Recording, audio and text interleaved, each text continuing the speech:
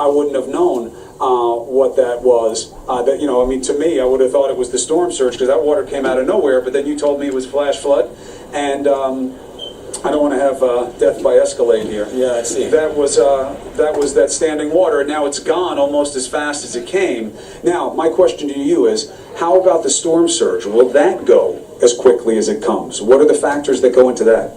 The surge will last as long as the water pushes it on land, and certainly that surge will be where you are, I believe. If you're only 5 feet above sea level, then you will be standing in water up to your waist, if not more. And I know you'll get out of there before that. But I would say that's going to last at least 3 to 4 hours. Now, we think about, because look how calm the water is other than the Cadillac just driving through it. That water that comes in is not going to be calm because it's going to be pushed by a gust of 110 miles per hour. So there will be waves on top of that 10-foot surge as soon as it gets into that downtown. And I don't have any contact with Marco Island right now. I have tried, I have looked, I haven't seen, because they would have already been seeing this surge. It would be there. It will be. It is there right now. I just don't know how bad it is. The same surge that we saw with Katrina, even though Katrina was only a Cat 3, Cat 4 almost at landfall, because it was a Cat 5 for so long in its life, it built this surge. It built this bubble. This storm built a bubble, and now it is unleashing it. And, you know, Chris, I want you closer to a stairwell than that, because this can come very, very fast.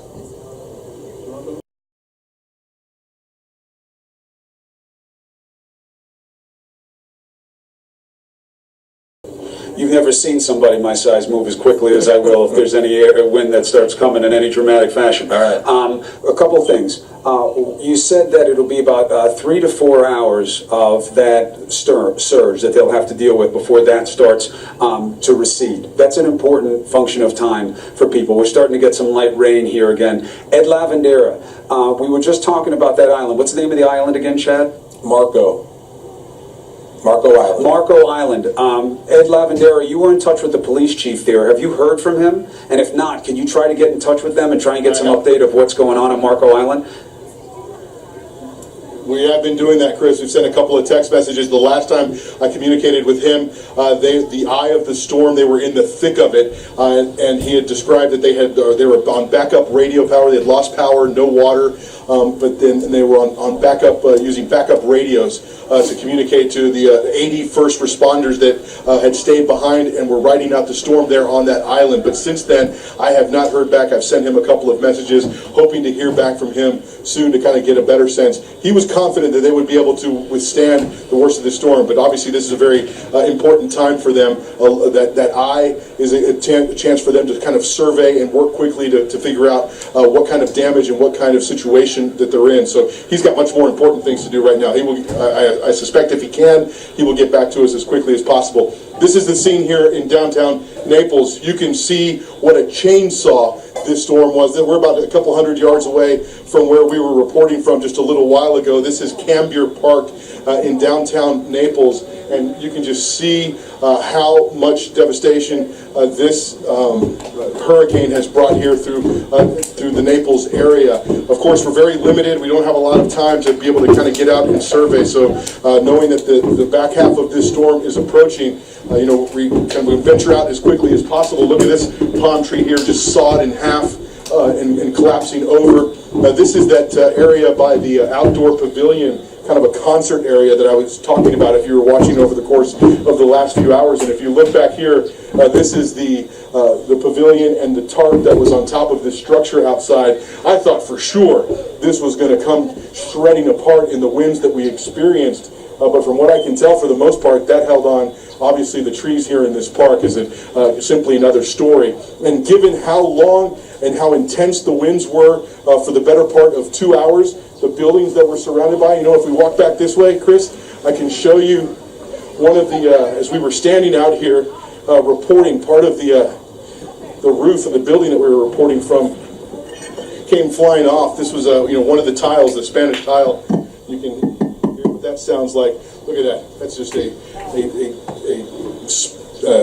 that can kill you, obviously, if it hits you. So that came flying off the roof. We pulled that off a little while ago. These are strong buildings you see behind me, Chris. It really makes you wonder just how the rest of the structures here in this area were able to withstand those punishing winds for that long. And here in the eye of the storm, it is always an incredibly eerie experience to describe.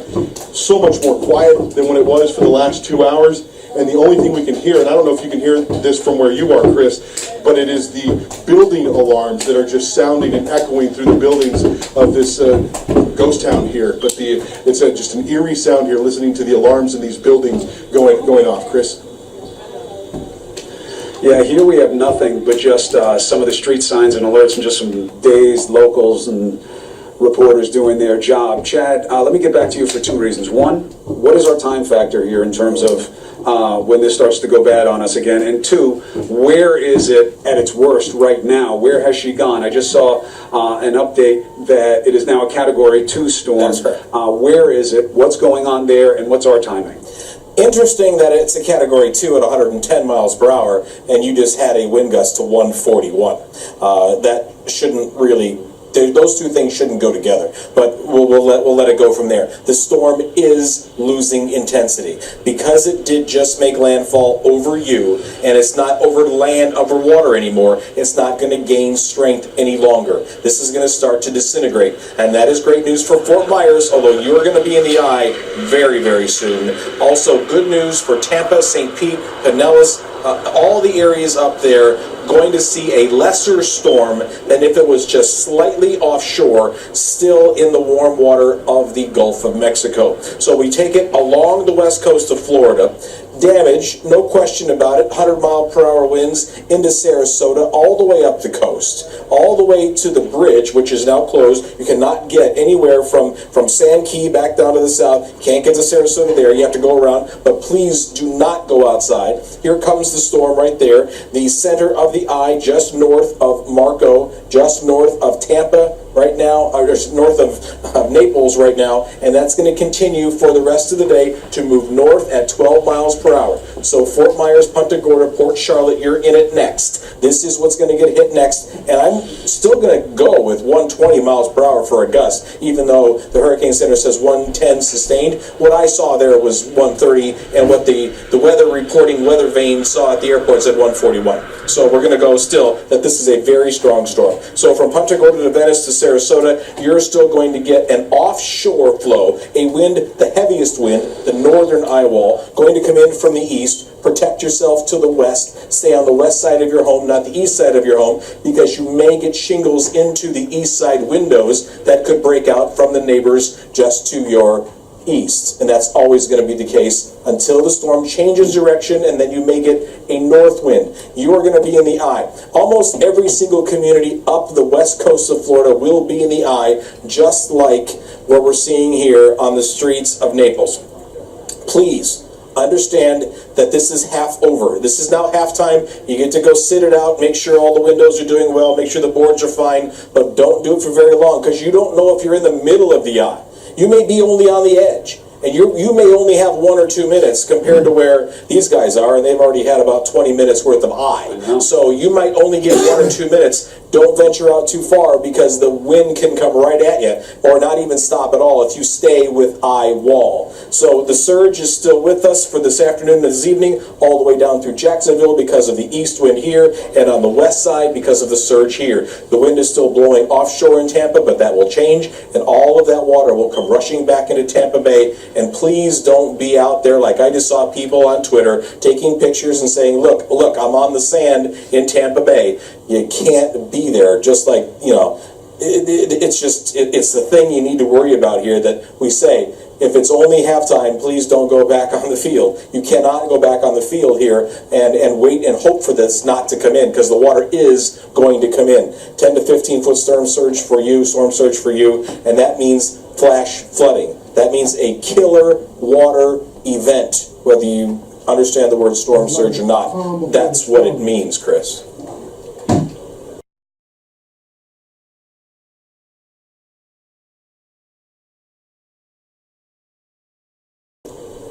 Hey, Chad, what is the time component for us on the backside of this? When will things start to cycle in that different phase? I've got to get to a different little map right there. Our Chris is down at, you're at 5th, right? You're down here at 5th and Park, right there. So you are still in good shape for now. You're halfway through the center of the eye. There was a little spin of rain here on the just to the west of you. That's not significant with wind. Also a little spin through here. Remember, we showed you earlier that some of this little bit spots in here, those are birds that stay in the eye until the storm dies, and then they land and they're kind of relocated. They could be from Cuba for all we know. They could be from Key West or Cudjoe Key, where the eye went over later. They stay up here. They stay flying the entire time until the storm finally dies, and then they're transplanted. But they know what they're doing. So here is the backside of this. You're still Naples Manor. Naples, I would say, Chris, you have probably 10 minutes before you're going to start to begin to feel the wind come in from the west, and then it picks up. Now, there's not an eye wall on the south side of this storm, and that's important. I think I can kind of show you as best I can. The eye wall is here, and I know you can't see it, but it is 2/3 of the eye itself is eye wall. Wind, terrible. Rain, terrible. What we showed you on television. Back here, there's some rain, but it's not a closed eye wall anymore. It is not a circle anymore. The storm is dying, and that's what happens. You will get wind, but it may only be 60 or 70. You could get 100, there's no question. But the eye wall itself is not a circle, which means the storm is no longer gaining strength, and that's the most important and best thing I can tell the people of Tampa. Chris. All right, so then we got to watch, and we have to wait, and we have to see what happens with this storm surge, because that will be the tail of the tape for Naples and communities like it that are so close to water level already. That is the part where it can actually get dangerous, and I get why people get lulled into a sense of false security. Or a false sense of security, Chad, because it does feel like it's over. And I get that it's not. Chad Myers tells us it's true, and he's got the science to back it up. We're going to take a break right now. That was a lot. Ed Lavandera is going to reposition. So am I. We will bring you the backside of the storm from Naples, but more importantly, we're going to take you into the points forward, where Hurricane Irma is headed next. Stay safe if you were in the storm's path. We'll be right back. Job of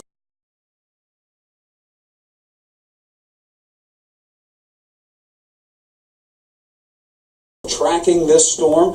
Chad, and just so you know, for an update from here, I know that technically we're still in that glow period of having the eye pass over before we deal with the backside and the concern of the redistribution of energy and the storm surge coming, but it does look to me like water is starting to creep up. Am I just misunderstanding the abatement of the flash flooding that was going on here? Yeah. Or could this be any of that, or no, it hasn't started yet? No, I don't think it's started yet. Plus, I just got a tweet from Frank Carabassis, and thank you, Frank. He says the standing water that where you are standing, Chris, is 11.88 feet.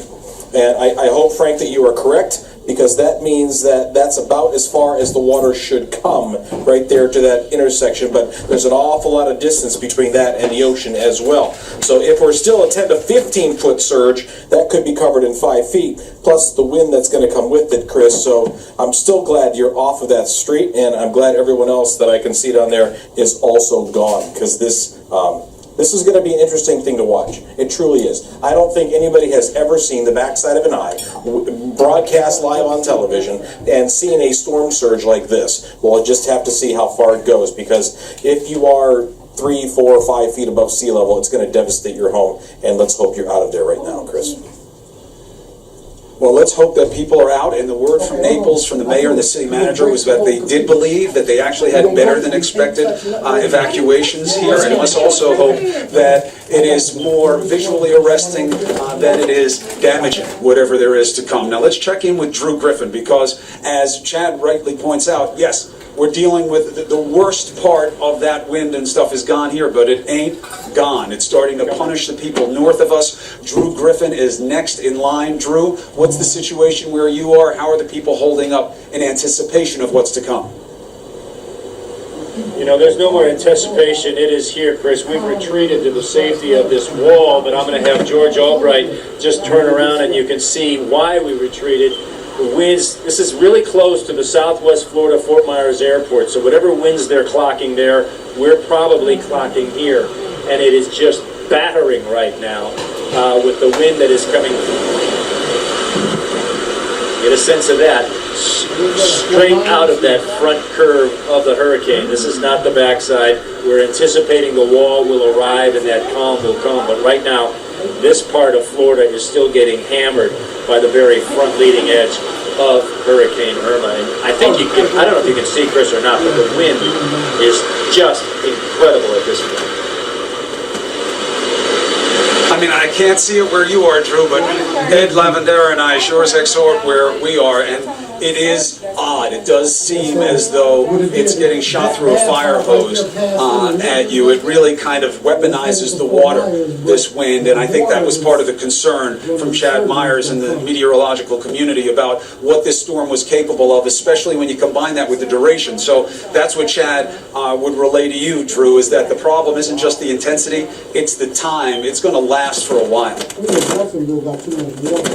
Yeah, it's literally, you can see it buffering the cars up and down, and that's why the car horns keep going off, the car alarms go off. We anticipate these trees, many of them will fall. We've seen debris, we've seen gutters flying by. We have not seen, thankfully, roof tiles, which are extremely dangerous. But like I said, myself and the crew, we've had to just kind of retreat to the sanctity of this big, beautiful wall that we'll probably kiss at the end of this thing. But we're going to stay out of harm's way for now, and we'll just let you look at the wind from this vantage point. Chris? God forbid. Stay safe. I'll check back with you in a little bit. Please tell the control room if I need to come back to you sooner, and we'll get right to you. Right now, I want to go to Bill Weir.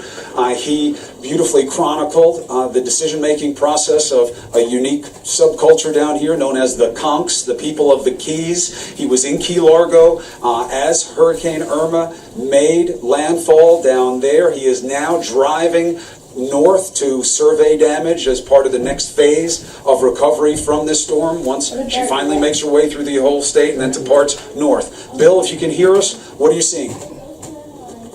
Hey Chris, yeah, so we are on the Overseas Highway, US 1. We went south out of Key Largo. You can see some tree damage here. This is the main theme, as we're seeing so many fallen trees and billboards. We've seen boats and jet skis in the middle of the road. We drove down actually to check out the Snake Creek Bridge. We'd heard from one local. Why don't we go down here and see what's going on? We'd heard from one local that the bridge had gone out. It's the one drawbridge in this chain of islands. And if those rumors were true, it would have been devastating for the people of the Keys, because that would have cut them off from the mainland and made life so much harder.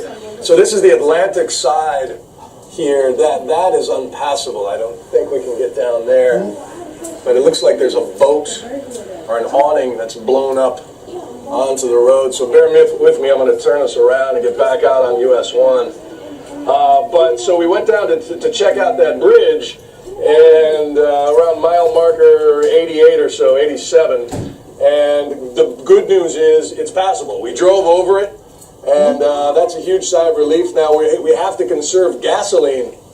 Unfortunately, this is our power source that we're driving right now, and we only have so much gas to keep us powered up and keep us on the air tonight and tomorrow. Hopefully, we're going to get refueled, so we can't go all the way down to the 7 Mile Bridge, which would be the next one that people are worried about, and down in the lower Keys. But if the Snake Creek is good, that bodes well for folks, and I haven't heard any reports lately that it's been taken out. But now, so we're driving the wrong way. I don't recommend this if you ever come vacationing in the Keys. We're driving the wrong way on US 1. We're headed back north here because there's a big debris field I wanted to show you. The one interesting thing we've been seeing is, and now of course this is a good time to remind people that this is the worst time to come out and check your property and poke around, and you know, I'm here so you don't have to be. because we've driven over a few live power lines. There's still enough of a stiff wind now and then. They could pick up a sign or a palm frond and turn it into a projectile. This is well, I tell you, hurricanes and tornadoes really hate trailer parks. This is the Driftwood Trailer Park on the Atlantic side. And you can see just a little sample of the damage there through the trees as the wind kicks up. Rod, our sturdy cameraman, keeping it out the window.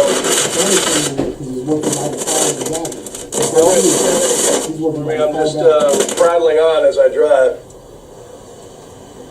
You're not proud of them. Listen, my friend, there are a few storytellers as gifted as you are. I could listen to you all day. But our crane here just swung around. The crane is like a massive weather vane. Luckily, it's not one of those high-rise cranes like they had to worry about in Miami, and some of them failed, or at least a couple did. This one is now pointing in a different direction, which means Chad Myers was once again right, and we're starting to get the wind to pick up here. Before I lose you, Bill, real quickly, you didn't hear any really sobering news out of the Keys yet, did you? While you were down there, did you hear anything about people who didn't make it or absolute catastrophic conditions that they need to get first responders right away? Any word yet? No. Thank God. I haven't heard any of that. Hopefully it doesn't change. We'll see. Yeah, hopefully it doesn't. I heard that one man died in Marathon shelter of natural causes. Which was, horrible for his family and all involved there. But nothing urgent that I've heard of. That doesn't mean they're not folks down here need help. But we have seen first responders out. We saw Plantation Key Fire Department. We saw some ambulances and going on and on. I don't know if you can see this damage in front of me here, but the stone houses. That I can say, this is a pretty general statement, but the post-Andrew strong structures on stilts, I think those homeowners are going to be pretty relieved. I mean, there's a lot of cleanup, there's a lot of downed trees, a lot of firewood. Unfortunately, not that you need it down here in the tropics, but mostly looks like boat damage, stuff that was just loose. Left around. Got a little room on that side. Let's see what we can look at over here. Yeah, that car got, and so this is all the result, I think, of storm surge. Look at that. I mean, that is the waves. We were Bill, Go ahead, Chris. Take it away, bud. All right, Bill, you keep driving around, and please let me know when to come back to you, and I will, I promise. Thank you for taking us through this early stage of seeing what this storm has wrought, but unfortunately for too many, it's not over. So let's get to Miguel Marquez. He's in Punta Gorda, and he has been chronicling what's happening up there. Take us through it, Miguel. Yeah, Chris, we're about 60 miles north of where you are, and this is an absolutely incredible force of nature fact. This is a marina, and all the water you see here is just fresh water pouring in from the storm itself.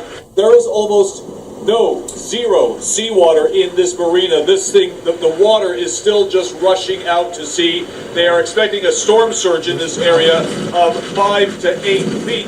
They believe there's going to be about 3 feet of water that's about up to here on land in many parts of Charlotte County here. It is unbelievable how hard it is coming at us right now. This is what you guys were experiencing a while ago. They're expecting hurricane force winds about 8 p.m. locally here.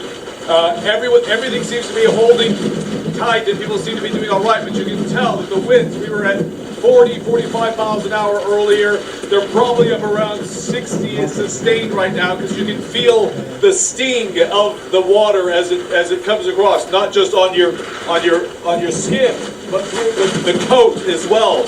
So the wind really blowing here in Punta Gorda.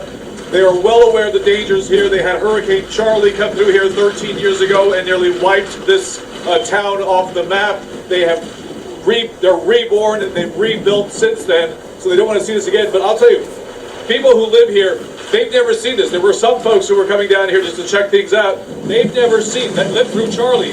This didn't even happen during Charlie. They said it happened. Charlie was such a small storm and it happened so fast. It was here and gone.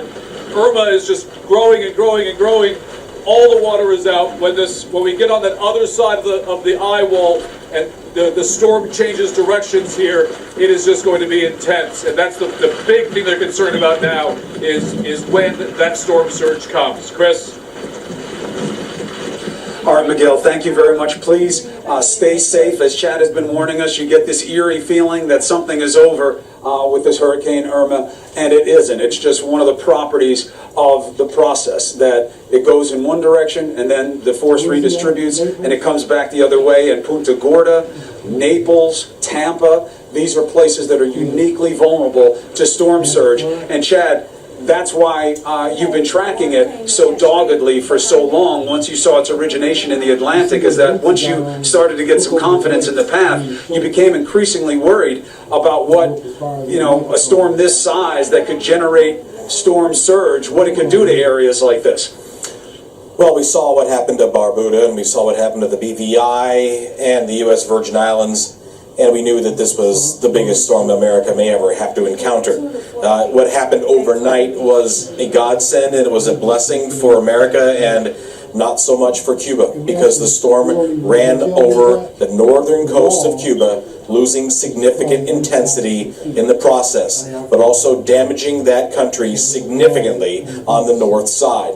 As the storm exited Cuba overnight this morning, it did not have an eye wall that could recover and become a stronger storm. It never did get back anywhere near that Category 5, and there's no such thing, but at 185, you make your own category, because that's 185 is 28 miles per hour over the threshold for a Category 5. There's no such thing as a Category 6. I get it. You make it up. Anyway, so this storm had so much power with it as the entire time, and it didn't hit too many things out there, but when it did, it just created devastation. And, there was loss of life, there was loss of economy, there was a lot of things going on out there in the middle of the Caribbean and through the Leeward Islands, and then finally toward the United States. And without that brush with Cuba overnight, this would be a completely different story, and where you're standing right there, the top floors of those buildings would be gone. It's that serious. From 130 to 160 is that much difference, because you take the power of the wind speed itself, and you multiply it by itself. It's the square of itself to make wind load. And 130 is not 160, even though it only seems like 30 miles per hour. It's a whole different animal and a whole different set of circumstances. What you saw was a category EF2, maybe small EF3 that lasted a long time. And I think, Chris, I truly believe where you were is a microcosm. I believe it's probably even a microclimate that, yes, you had winds, but the buildings that you were in were so good and so strong that when you get away from there and you get into the areas that may be manufactured homes or prefab homes or even into the mobile home communities, you're going to see a whole different level of damage. Well, as soon as we can, we'll get out there and we will see for ourselves, and we'll help the first responders assess the situation and deal with the people as they need it. The weather vane, which is actually a big crane, is shifting again, so we're starting to get another phase of the winds here. The President of the United States has just signed a disaster declaration for the state of Florida. Now, that's not just an official recognition that there was a storm. Obviously, the federal government and the White House are well aware of that, but it is about releasing funds. It's about timing of help, and that will be a boost. The governor wanted that. He wanted early action here, Governor Scott, and he has gotten it. Let's take a break here. When we come back, Irma has come through here, and she's done damage. The storm continues in parts north, and we are leading up to what happens in Tampa Bay. That place is so vulnerable to a storm, and yet we still haven't seen the surge yet. The back part of the storm is on its way. We'll check back right after this break.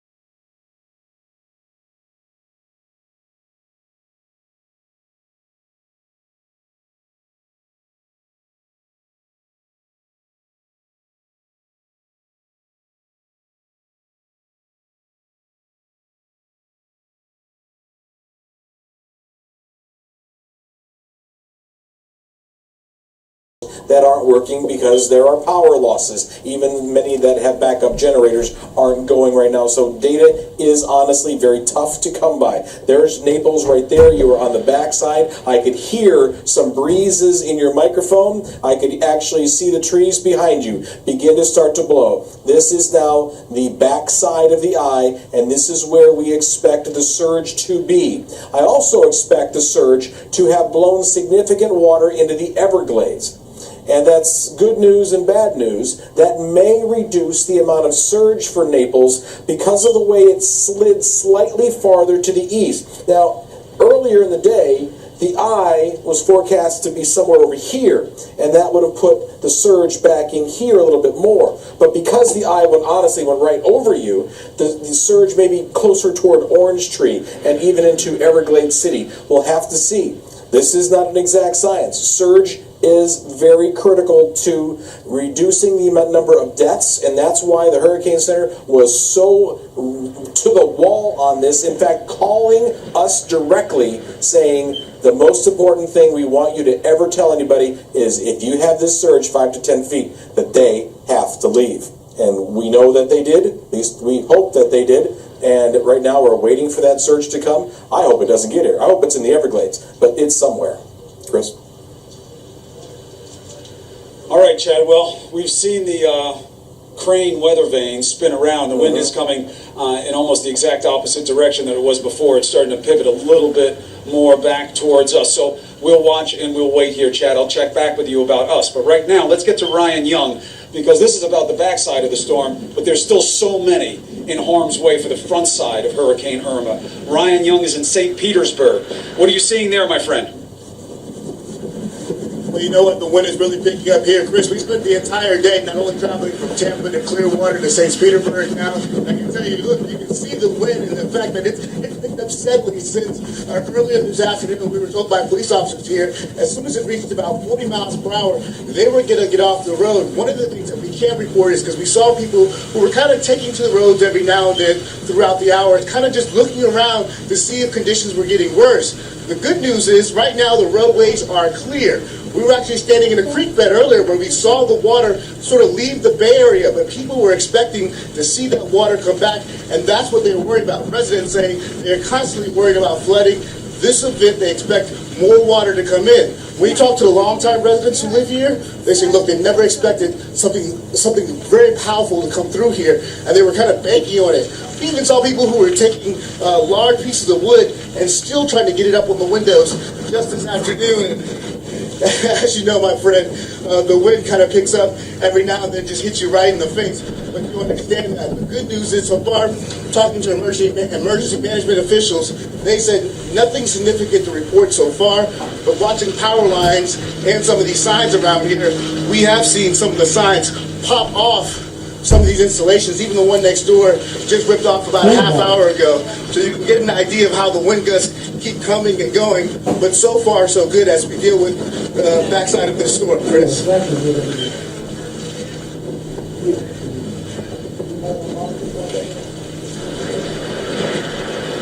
All right, Ryan. Thank you very much for the report. Lucky you got those young legs to deal with the wind that's coming your way. Right now, let's check with Dory Gregg in the Brickell area of Miami. Can you hear me? Me? Yes, I hear you. Can you tell us how is it where you are right now? It's still really windy. Brickell is still flooded. Our windows are still shaking. The building's still swaying. Not as bad as it was. And how are you faring? How are you feeling about everything? Are you okay? Do you feel that you're safe now? Do you have people around you who can help you? No, I think we're very safe. We're in a strong building. We've maintained all of our power, except we've lost the air conditioning now. We've got some water coming in through the sliding glass door. But, I think, all in all, we're good. The first floor of our building has flooded. But, there are 5 of us here in a 1-bedroom apartment, and I think we're okay. I heard you said that you lost your air conditioning. Does that mean that you lost at all? No, the generator came on, so we do have some lights, but that's about it, just the backup power. Okay, I'm having a little trouble hearing you, but I am still listening to you. Because this is going to be about duration as much as it is about intensity, how are you fixed for provisions and stuff if you have to go a day or so before, things can really start to return to normal? Oh, there are 5 of us, like I said, in the apartment. I think we're fixed for a day or 2. I don't think we're gonna, maybe even a little bit longer, but certainly not something like 5 days or a week or anything. But I think for the next couple of days we're good. All right, good. That's good to hear. And also, a lot of this, once you make it through that immediate phase of urgency, is going to be about having people that you can come together with and make a go of it. So that's good.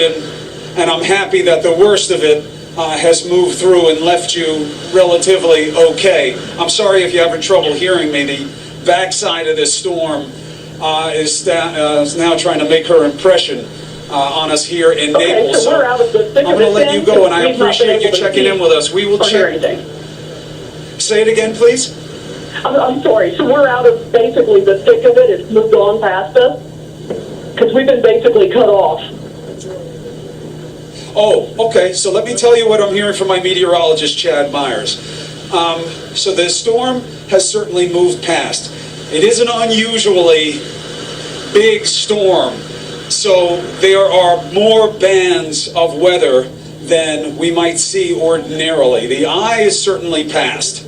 But, that's only one component of what to worry about. You still have to think about those outer bands and any residual storm surge. Where you are down there in the Brickell area of Miami, you certainly should have seen the worst of it, of this storm. So now it'll be about storm surge, residual flooding, and how quickly the municipality, the government can get power back. Okay, all right. Well, okay, thank you. so rest easy on that level, and you have our number, so you can check back with us, and we'll tell you what we're learning about the situation as we do. Okay? All right, thank you. I appreciate it. Absolutely, absolutely. Well, and that's a good point. We just heard from that nice lady, which is a lot of people are cut off, so they haven't been watching the coverage. And very often, as it is in natural disaster type situations and major storms, the closer you are to the actual experience, the less you know about that experience, because you're not getting any media, you're not getting any information. All right, so as Chad Myers predicted, the backside of this storm is coming into effect now. The gusts have picked up significantly. They're just coming from the opposite direction. So we're going to start watching for that storm surge. We're about 3/4 of a mile away from the Gulf here. And we are at about sea level to 5 feet above sea level. And as Chad was saying, that's just not enough for the storm surge to be fought back by elevation. So we're going to take a break now. When we come back, we'll continue our coverage of Hurricane Irma. She's still putting her eye on parts north on the western coast of Florida, and now the storm surge is going to start hitting the parts like Naples. We'll be right back. On the west coast of the state, these areas on this west coast particularly vulnerable because of the track of this storm and because of their natural geography and their dimensions when it comes to water. Sea level. We're only at about 5 feet above sea level. So it's very vulnerable to storm surge, and that unfortunately may be the component that's happening right now. As much as 10 feet is expected here. It could be coming all the way up to where we are. We're about 3/4 of a mile from the Gulf of Mexico and the marinas here. So this is the backside of the storm. The front side of the storm is even more powerful by a multiple, in fact. So let's get to Alex Marquardt. He's in Sarasota dealing with Hurricane Irma. What are you seeing? Well, Chris, there is absolutely no mistaking the fact that Hurricane Irma is headed directly this way. In just the past hour, there has been a significant uptick in this rain that is just absolutely pelting us. The wind that is barreling down this street down here in central Sarasota. Now, we know that the winds are well above 45 miles an hour at this point. We were at a shelter earlier when they shut down once the winds did reach 45 miles an hour. As we have been reminding people, the emergency services, 911, will no longer respond to calls once the winds reach 45 miles an hour. You can see here behind me, it is absolutely a ghost town. The only vehicles that we have seen are firemen, ambulances, police cars. Those lights in the distance are still on. We still have power. Like many in southern Florida, we do expect to lose that in the coming hours. Chris, this is really an appetizer for the storm that is coming. In comparison to what you are seeing down there, we expect to see what you are experiencing around midnight our time. That's in almost 6 hours. But we will begin to experience hurricane force winds around 9 p.m. Those winds will kick up to around 75 to 95 miles an hour, with gusts going up above 100 miles an hour. So Category 1, Category 2. Everyone here hunkered down. There are around 16,000 people in the shelters. Those who aren't are at home. They're preparing for things to get much, much worse in the hours to come. Chris? Well, Alex, let me give you some advice, having gone through it already with Ed Lavandera here. Make sure that once you deal with the front side of the storm, position yourself so that you're still facing into the wind on the back side of the storm. We weren't able to do that because of where we are right now in Naples and where we are just situated within Naples, and getting it hitting you from behind as you're trying to tell people what's going on is a little bit more difficult a task. So be safe. The communications are going in and out. So I'm going to have to toss it back. Don't worry about it, Alex. Don't worry about it, Alex. I'll give you the advice. I'll send you an email just about how to deal with it when the storm comes from the backside. All right, so right now, if I can, I'd like to bring in Chad Myers if he's available. Is he? Absolutely, Chris. The governor's office said. So 2.3 million. And again, the storm has not made it the full length of this state yet. Also, 70,000 people are in shelters. That is actually good news, because that means that people got out and got to a position of safety. We did hear about some power loss in a shelter from Drew Griffin, a little bit further north from here, but nothing disastrous or no real danger at any of the shelters, and that's good news. We spoke to Bill Weir, who's doing surveillance of the debris fields and the different damage from Irma starting in Key Largo and moving north. He hasn't heard about anything disastrous or deadly yet. It's early, but take good news where we find it. So that is the situation here in Naples. We're going to start checking around and seeing how other people are doing. Controller, you tell me who we have, because I know it's not easy to get shots up right now. All right, so we'll go to Miguel Marquez. He's north of us in Punta Gorda. That's a place that's been very hard hit in the past. Miguel, how's it doing right now? You were showing an amazing picture earlier, I'm told, of the water being sucked out of a marina, replaced temporarily with fresh water, flood water from the rain. How is it now? Yeah, we're still in that same situation. This is actually a boat ramp in the main marina in Punta Gorda, and I should be covered in water right now, seawater. But instead, the entire marina is completely devoid of any seawater. The only water you're seeing here, that ship off in the distance, that boat with the lights on, that is sitting on mud, as is the sailboat right in front of it. All the water in here right now is all fresh water that's just pouring in off the land. They're expecting a storm surge when this storm turns around and starts coming back the other way, a storm surge of 5 to 8 feet. I want to show you what's going on with the trees there. I saw the lights flicker out here, at least in the area we're in Punta Gorda, so they may have lost electricity here.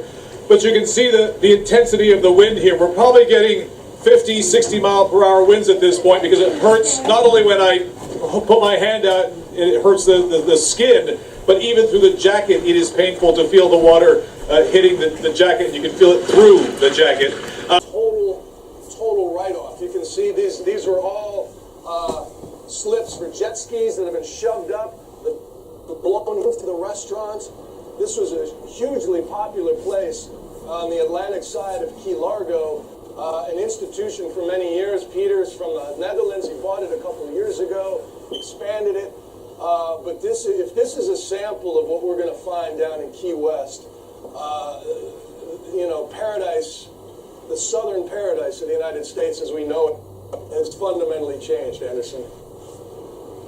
You know, Bill, I know we have some before pictures of that location that you had been at. We're going to put them up on the screen. I can't actually see them, obviously, but we want our viewers to be able to see before and what it looks like now. There were so many people, Bill, who you had talked to, who were talking about riding out the storm. Some of them did change their minds in the last minute, but a lot of people did stay in the Keys. A lot of people stayed. A lot of people stayed because they were afraid of gas lines or they didn't want to get on the highway. But I'm guessing this might serve as a lesson. And over to this side here, Rod, if you would show. I really can't get over it. I mean, we did all of our morning live shots here on Friday. We had, you know, tap water coffee at the bar standing right here. You know, it's hard as a reporter. You come in, you meet people, you hear their stories of what it was like before the devastation hit. But to have spent some time here and now see it in this way is just, I get a little taste. Of Florida who live and love this place are in for in the worst hit parts of Irma. Unbelievable. Yeah.